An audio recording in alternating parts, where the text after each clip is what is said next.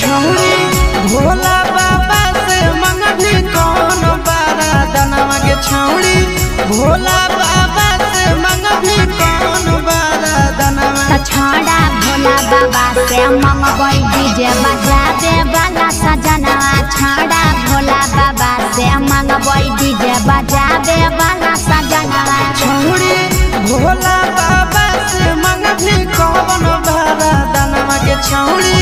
भोला बाबा से मंगभी कौन बारा दनवा छौड़ा भोला बाबा से मंगबै डीजे बजा दे वाला सजनवा छौड़ा भोला बाबा से मंगबै डीजे बजा दे वाला सजनवा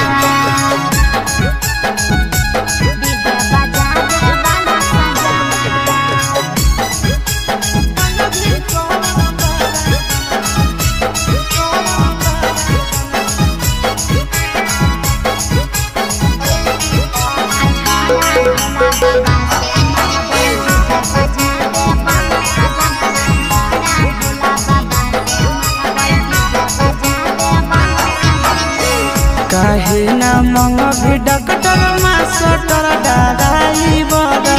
डीजे बजतै सब दिन रहतै बलमुआ घर बुझली रे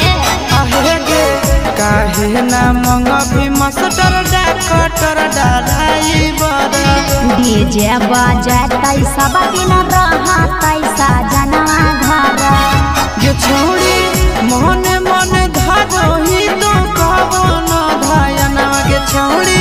मने मने धरोही तो कवन धायना रे छौड़ा भोले बाबा से मंगबै डीजे बजा दे वाला सजनवा छौड़ा भोला बाबा से मंगबै डीजे बजा दे वाला सजनवा बजा दे वाला सजनवा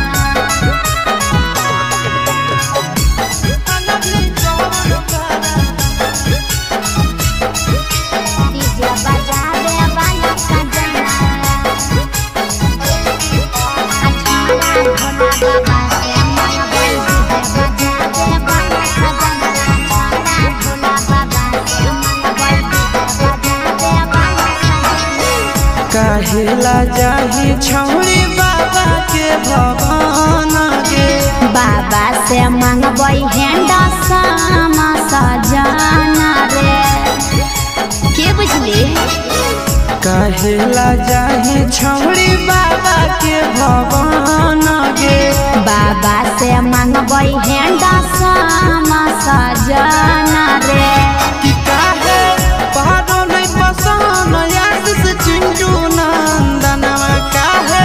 पहाड़ो नहीं पसंद आशीष चिंटू नंदनवा छौड़ा भोले बाबा से मंगबै डीजे बजा दे वाला सजनवा छौड़ा भोला बाबा से मंगबै डीजे बजा दे वाला सजनवा के छौड़ी